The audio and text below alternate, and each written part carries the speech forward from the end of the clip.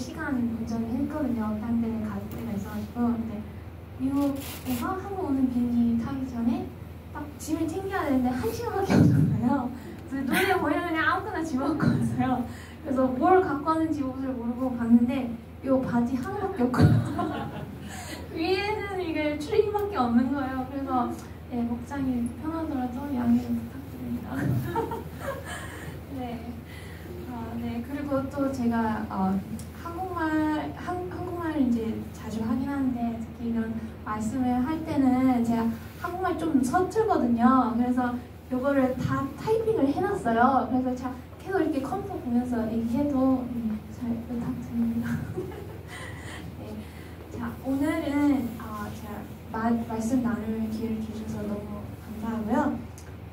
제가 목사님한테 부탁을 했어요. 작년에 제가 처음 이 자료를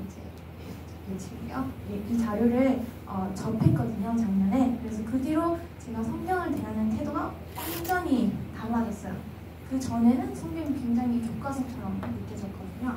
그래서 뭔가 질문이 있으면 성경을 통해서 답을 얻으려고 했고 답을 찾기 위해서 성경을 읽었었죠. 이제 오늘 그거에 대해서 얘기를 해보려고 하는데요. 일단 먼저 기도하겠습니다.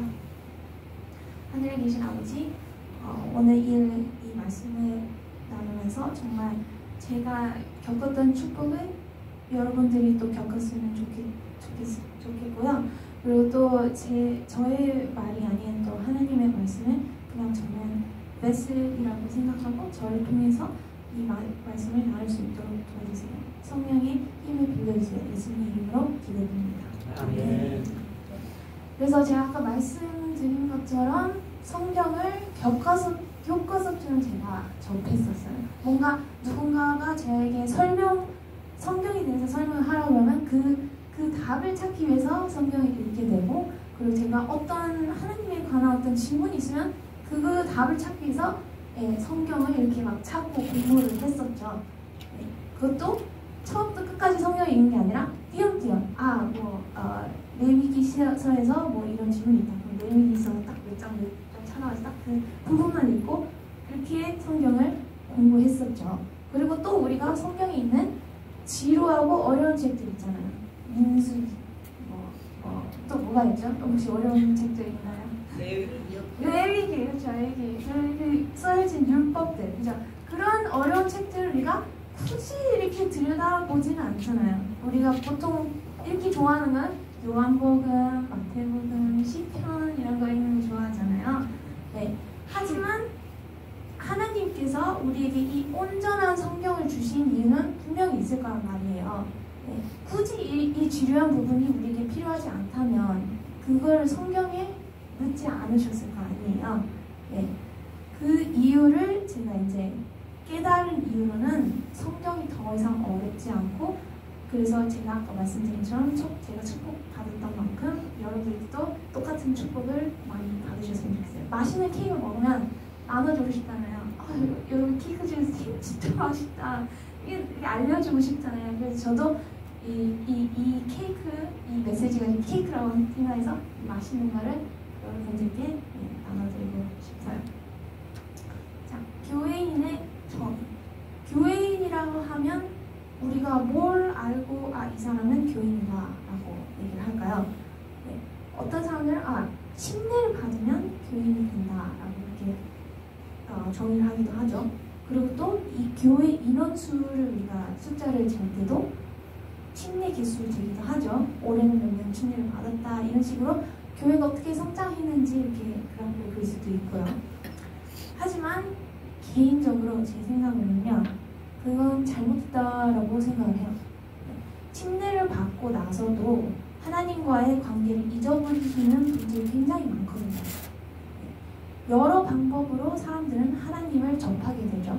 누구는 다른 친구를 통해서 그 하나님의 사랑을 알게 되거나 하나님을 알게 되거나 어떤 초자연적인 경험을 해서 하나님 믿게 되거나, 심지어 여기 계신 분들도 경험하실지 모르겠지만 낫지 못한 병을 하나님이 고쳐주셔가지고, 아니면 또 죽을 고비를 넘겨가지고 하나님을 접하게 되는 경우가 많죠. 이제 그런 경험을 비롯해가지고 성경 공부를 뭐 1년이나 몇 년 해가지고 이제 침례 과정을 거치게 돼서 침례를 받았죠.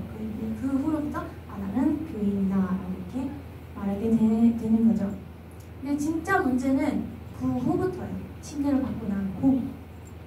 진짜 숫자를 따지면 침례 받는 사람 수하고 진짜 믿음을 가지고 생활하는 사람들은 그 수하가 안 맞아요. 그죠?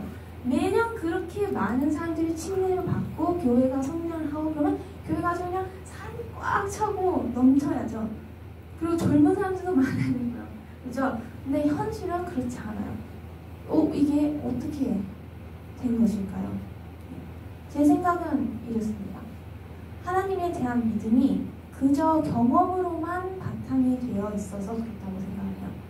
그저 only 경험. 뭔가 내가 그냥 믿음으로 믿고 내가 겪은 경험으로만 믿음이 형성되니까 마음이 안 느껴질 때가 있잖아요. 믿음이. 그럴 때가 있고, 그리고 또 경험 같으면 우리가 망각의 동물이잖아요. 경험 거의 잊어버려요. 그렇죠? 그래서 오래된 기억은 가물가물해지죠. 한때 열정적으로 하나님을 경험했을 때 정말 믿음도 크고 열심히 교회 활동도 열심히 하다가 그 열정이 식어버리고 기억이 가물가물해지면 믿음도 점점 사라지는 거죠. 네. 제 아버지 때 미리 이야기를 구했는데요. 저희 아버지 얘기 좀 할게요. 저희 아버지가 제가 아주 어렸을 때 죽을 고비를 넘기셨어요. 어린 저와 제 동생 그리고 아직 젊으셨던 우리 어머니를 두고 가기에는 너무 이른 젊은 나이셔가지고 매일 하나님께 기도를 하셨대요. 제발 살게 해달라고. 네. 그리고 기적적으로 하나님이 그 기도에 응답을 하셨어요. 그러니까 여기 계시는 분이죠.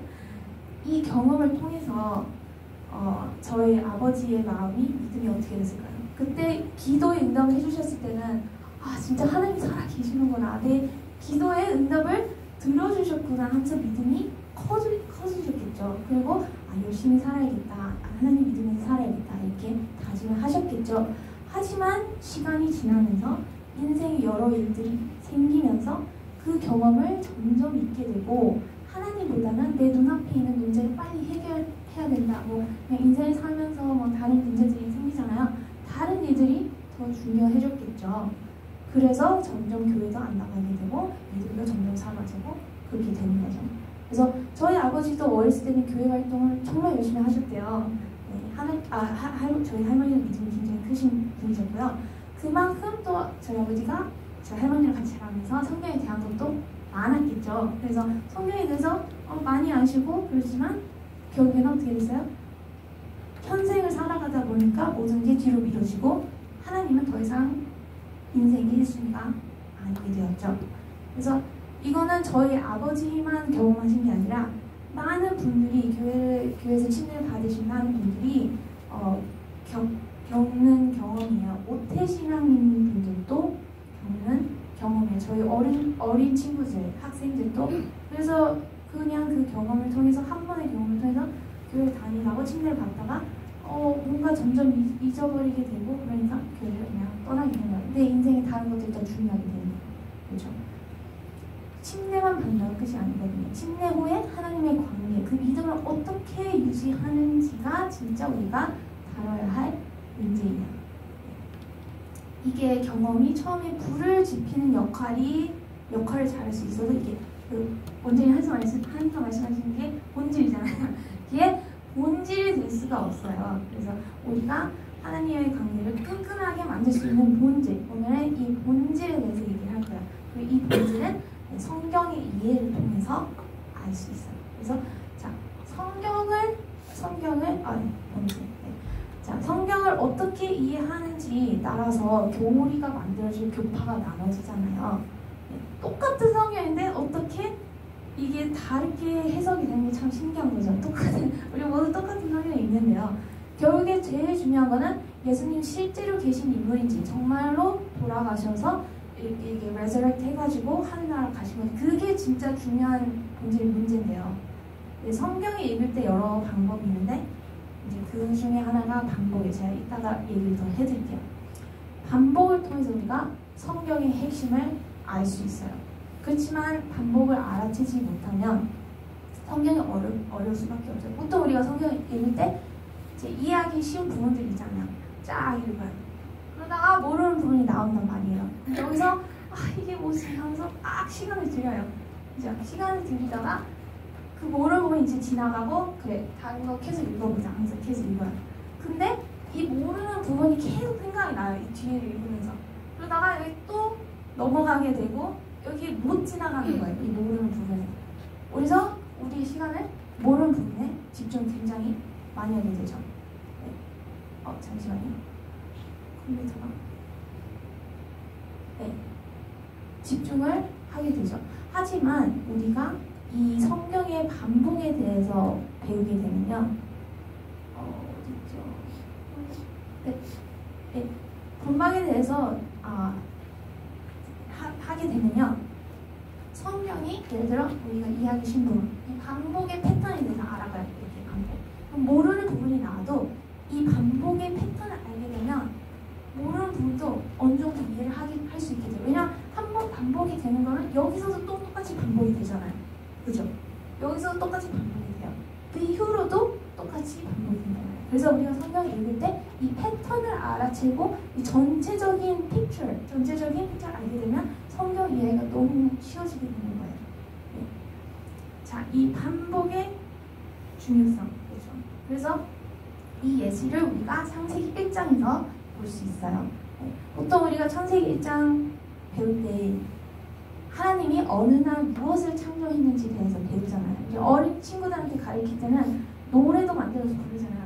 첫 번째 날에는 빛을 만드셨고 두 번째 날에는 하늘을 창조하셨다. 그죠?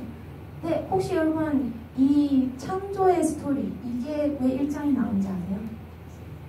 왜 이걸 1장에 주셨을까? 그저 이 지구가 어떻게 이 세상이 만들어졌는지 그거를 알려주시기 위해서? 근데 그 의도가 무엇일까요? 네, 오늘 우리 그거에 대해서 얘기를 할 거예요. 저희 창세기 1장 같이 읽어보겠습니다. 네, 창세기 1장 1절 태초에 하나님이 천지를 창조하셨습니다. 땅이 혼돈하고 공허하며 바람이 깊은 위에 있고 하나님의 신은 수면에 운명하시니라. 하나님이 가라사대 빛이 있으라 하시매 빛이 있었고 그 빛이 하나님의 보시기에 좋았더라. 하나님이 빛과 어둠을 나누사 빛을 낮이라 칭하시고 어둠을 밤이라 칭하시라. 저녁이 되며 아침이 되니 이는 첫날입니다. 이게 창세기 1장 첫 번째 단이죠. 빛을 만드셨죠. 그 뒤에 읽을 때도 어떤 게 반복된지 한번 지켜보세요. 어떻게 뭐가 반복된지 한번 지켜보세요. 두 번째 날이에요. 두 번째가 셋째 날. 자, 하나님이 가라사대 물 가운데 같이 읽읍시다. 굉장히 있어. 물과 물로 나에게 하리라 하시고 2절 하나님이 창조하셨다. 문창 아래에 물과 문창 위에 물로 나누게 하시니 이대로 되리라. 하나님이 문창을 하늘이라 칭하시니라. 저녁이 되며 아침이 되니 하나님이 가라사대 천하의 물이 한 곳으로 모이고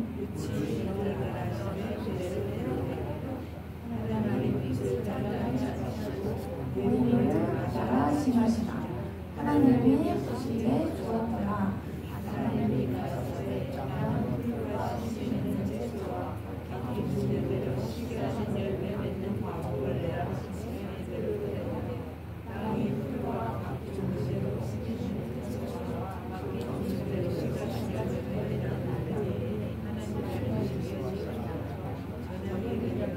저희는 셋째 날이다. 이제 성경책 있으신 분은 그 프로 쭉 읽어보시면 돼요. 여기까지 읽어도 솔직히 알 수 있어요. 보이시나요? 핵심이? 반복되는 문장 혹시 보이시나요? 얘기하시면 돼요. 어떤 게 반복이 되나요? 저녁이 되면 아침이 네, 저녁이 되니 그냥 아침이 되니. 첫째 날, 둘째 날, 셋째 날 이 문장 똑같이 나오죠. 그리고 또 뭐가 있죠? 가라사대. 맞아요. 가라사, 하나님 가라사대 그쵸? 말씀하시는 거죠. 그리고 또 뭐가 보이시나요? 그대로 되니라. 말씀을 하시면 그대로 되니라. 또 뭐가 있죠? 마지막. 보시기에 좋았더라. 정말 너무 열심히 하시네요. 네, 보시기에 좋았더라. 맞아요. 반복되는 문장, 그죠? 가라사대 그대로 되니라. 좋았더라. 저녁이 되며 아침이 되니. 자, 이 성경에서 반복이 된다는 것은 무엇을 뜻하죠? 중요하다. 하나님이 너 이거 꼭 알아야 돼. 이거 모르고 넘어가면 2장, 3장 이해 못해. 이 말씀 하시는 거예요. 우리가 1장에서 이거 꼭 이해하고 넘어가야 2장, 3장 이해를 할 수 있어요. 네? 반복되는 문장, 그죠? 가라사대, 하나님이 무언가를 창조하시려면 말씀을 하시죠. 이것은 하나님의 말씀에 힘이 있다는 증거이죠. 네. 그대로 되니라. 하나님이 말씀하신 것은 모든 것이 이루어졌어요. 빛이 생기라고 말씀하시면 빛이 생기고, 네. 하늘이 생기라면 하늘이 생기고, 또한 어떻게 다르게 바라보면 무언가를 약속하신다면 그 약속하신 대로 분명히 약속을 지키셨고요. 이것이 하나님 말은 무조건 이루어진다. 하나님의 행동력을 보여주시는 거죠. 네. 좋았더라. 이거는 하나님의 의도를 나타내요. 하나님 만드시는 것은 모두 보기에 좋았어요. 창조의 의도는 좋음이죠. 이로써 하나님의 의도는 모든 좋은 뜻이 있다고 알 수 있죠. 저녁이 되면 아침이 되면. 자, 이 첫 번째, 두 번째, 세 번째가 이루어지면 이 날이 이어지는 게 끊어지지 않고 이어지는 게 4번. 저녁이 되면 아침이 되면. 계속 이어졌어요. 이 과정이 끊임없이. 이 모든 과정이 완벽했죠.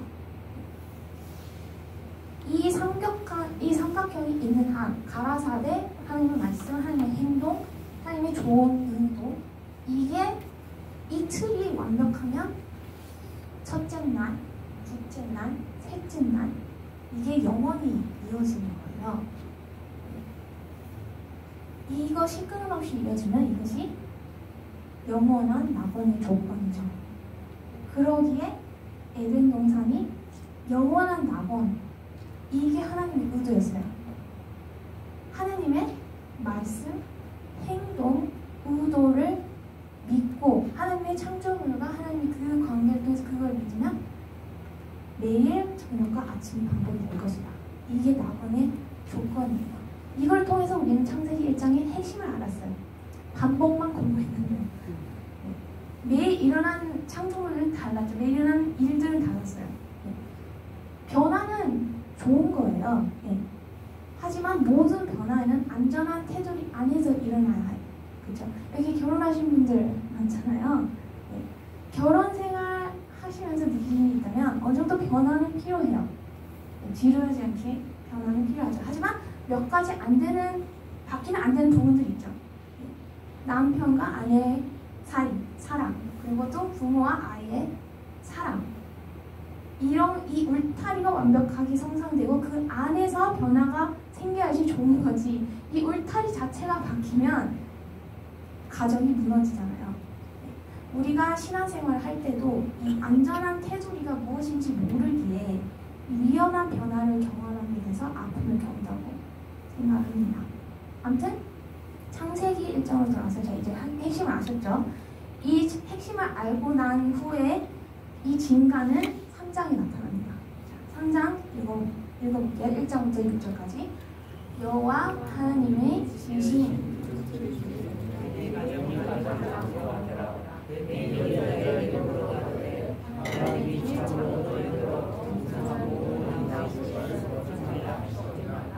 여자가 내게 말하되 동산 나무의 실과를 우리가 먹을 수 있으나 동산 중앙에 있는 나무의 실과는 하나님의 말씀에 너희는 먹지도 말고 만지지도 말라. 너희가 죽을까 하노라 하셨느니라. 뱀이 여자에게 이르되 너희가 결코 죽지 아니하라. 그것을 먹는 날에는 너희 눈이 밝아 하나님과 같이 되어 선악을 알 줄을 하나님이 아시니라. 여자가 그 나무의 뱀을 먹으기도 하고 먹어지기도 하고 지혜롭게 할 만큼 탐스러운 나무인지라.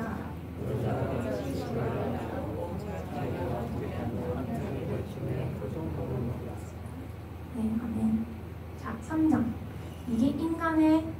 죄의 시작이죠. 인간의 타락의 과정을 여기서 지켜볼 수 있죠. 과실을 먹는 건 6절이죠. 자, 1절부터 5절까지 그 과정을 다루는 거예요.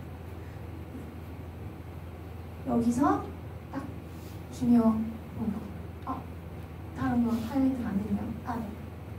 참으로 결코 죽지 아니하여 너희 눈이 맑은 하나님과 같이 선하기를 알 줄 하나님이 아시리라. 이게 1장의 아까 말씀하신 그 핵심, 그거가 일치해요. 자, 볼게요. 가라사대, 하나님 말씀. 그리고 사단이 이거에 반박을 하죠. 정말? 참으로? 진짜 하나님의 말씀이 그렇게 말씀하셨어? 하나님 말씀에 대한 의심을 먼저 품어요. 그렇죠? 안 죽는다. 하나님이 이걸 먹으면 너 죽어. 했는데 사단이 뭐지? 아니야. 하나님 말씀하신 대로 이루어지지 않을 거야. 하나님의 행동력에 대한 의심을 또 품죠. 그리고 세 번째로 하나님의 의도를 의심하게 만들죠. 이거 먹으면 너희 눈이 맑아지고 너가 하나님처럼 될 거야. 그러면 이 하와는 이거를 나 좋으라고 먹지 말라고 하신 줄 알았는데 그게 아니라 다른 의도가 있어서 이걸 먹지 말라고 하셨던 거구나 하면서 그런 의도에 대한 의심을 품게 돼요. 그렇게 되면 아까 말씀한 그 울타리 있잖아요. 그게 무너지잖아요. 그럼 어떻게 돼요? 저녁과 아침에 그 반복이 행동되지 못하죠. 그러니까 죄의 대가가 죽음인 거예요. 그 영원한 그 아침과 저녁의 반복이 끊어지는 거예요. 이 창세기 1장의 핵심을 이해를 하셨으니 사탄의 3장에서 사탄의 공격의 패턴을 정확히 알 수 있죠. 여기서 하와가 하나님의 말씀, 행동, 의도를 의심하게 되면 그녀는 하나님을 더 이상 믿을 수 없게 되는 거죠. 모든 관계에도 그래요. 만약 우리가 어떤 사람의 말, 행동, 의도를 의심하게 되면 그 관계는 무너지는 거죠. 아무리 많은 게 있다 해도 이 세 가지가 없으면 아무 희망이 없는 거예요. 그 관계는. 이 믿음이 무너지니 제가 말씀드린 것처럼 죽음이 들어오죠. 그 저녁과 아침의 순환을 무너뜨리기 때문에요. 죄로 인해서 들어온 죽음은 하나님의 창조 과정을 무너뜨린 거예요. 이 안전한 테두리가 없어져서 죽음이 들어온 거죠. 참 간단하죠. 한장. 하나님이 이 1장, 창세기 1장에서 창조 과정을 보여주시는 것은 단순히 내가 이렇게 세상을 만들었다 라고 설명을 하시는 게 아니라 나는 내 말과 말씀과 행동과 의도가 일치하는 하나님이다. 나의 말에는 힘이 있고 내가 말한 모든 것은 이루어지고 내 모든 의도는 좋다. 나는 이런 하나님이다. 이런 나를 믿어주겠니? 이런 나를 믿어라. 이런 말씀을 하시는 거죠. 성경의 시작에 창세기 1장에서 하나님은 자기소개를 하시는 거죠. 우리에게. 그리고 3장에는 죄의 조건을 보여줘요. 죄의 시작은 하나님 말씀을 의심하는 것이 시작이 되는 것이 알려주는 거죠. 죄는 심오한 것이 아니에요. 누굴 죽이거나 남들이 듣기에 거북한 행동을 해서 죄가 되는 것이 아니라 죄는 우리가 하나님 말씀을 무시하고 뭐 굳이 하나님 말씀하신 대로 하나님 진짜 이렇게 하실까? 그런 의심을 갖고 뭐하러 성경을 읽어? 네. 거기서부터 우리의 죄가 우리가 죄를 짓는 과정이 시작이 되는 거예요. 근본적으로 죄의 문제는 하나님을 의심하는 것에 대해서 시작되는 정말 하나님 나를 사랑하시나? 정말 하나님 말씀하신 대로 이루어질까? 우리가 하나님을 믿냐 안 믿냐에서 시작이 되는 거죠. 자, 창세기 3장 15절을 읽으면 죄에 대한 해결책이 나오죠. 예수님을 통해서 구원을 약속하시죠. 하나님은 아담과 하와에게 너희가 잘못했으니까 너희가 노력해가지고 이거 다 원상복귀 해놔 이렇게 말씀하시지 않으셨어요.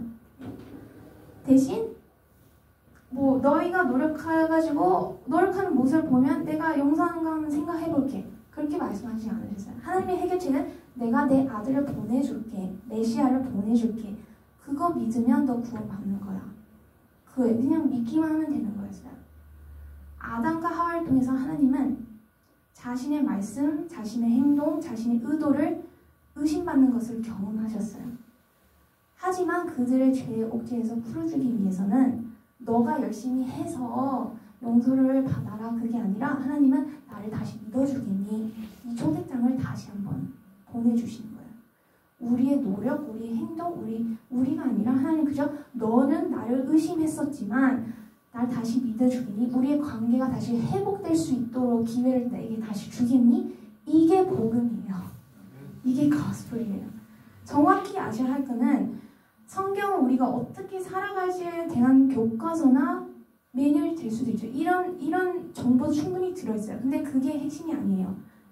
성경은 핵심은 하나님이 얼마나 믿으실 수 있는 분인지 우리에게 알려주시는 책이에요. 아까 말씀하신 레위기 어렵죠. 율법도 많고 복잡하고. 근데 사실 레위기는 우리가 어떻게 행동을 해야 할지 요구하는 책이 아니라요. 그분은 우리가 어떻게 하나님이 우리 어떻게 용서해 주시고 그 과정을 보여주시고 하나님과 우리 인간의 관계를 어떻게 회복하실 건지의 그 과정이 보여주는 책이 레위기예요. 우리가 이걸 제대로 이해를 하게 된다면요. 레위기는 이것도 해야 되고 저것도 해야 되고 하나님 왜 이렇게 요구하는 게 많지? 이런 책이 아니라 하나님 저런 분이시구나. 이렇게 깨닫게 되는 책이에요. 그러면 레위기는 너무 재밌는 책이 되는 거죠. 하나님을 알게 되는 과정이잖아요. 예수님께서 구원은 하나님을 아는 것이라 하셨어요. 우리 오늘 아침에 읽은 책도 예수님을 아는 과정에서도 그 구원을 받는다고 하셨잖아요. 하나님을 알면 그분의 행동과 말씀과 의도가 일치한다는 걸 알 수 있죠. 그러면 그 관계가 회복되고 그분을 믿을 수 있죠. 제일 유명한 성경 구절이 뭐죠? 복음 성경 구절. 요한복음 3장 16절이죠. 모두 다 외우고 계시죠? 하나님이 세상을 이처럼 사랑하사 독생자를 주셨으니 이는 저를 믿는 자마다 멸망치 않고 영생을 얻게 하시니라. 근데 그거 아세요? 여기서도 창세기 1장 나온다요. 여기서도 창세기 1장이 나와요. 자, 첫 번째, 이처럼 사랑하사. 이게 하나님의 의도예요. 하나님의 의도는 좋다고 했죠. 하나님의 의도는 우리 사랑하시기 때문에 이걸 다 하신 거죠. 하나님 의도를 말씀해 주신 거죠. 독생자를 주셨어요. 독생자 주신다 했어요. 아들 주신다 했어요. 말대로 하셨어요. 행동력을 보여주신 거죠. 독생자.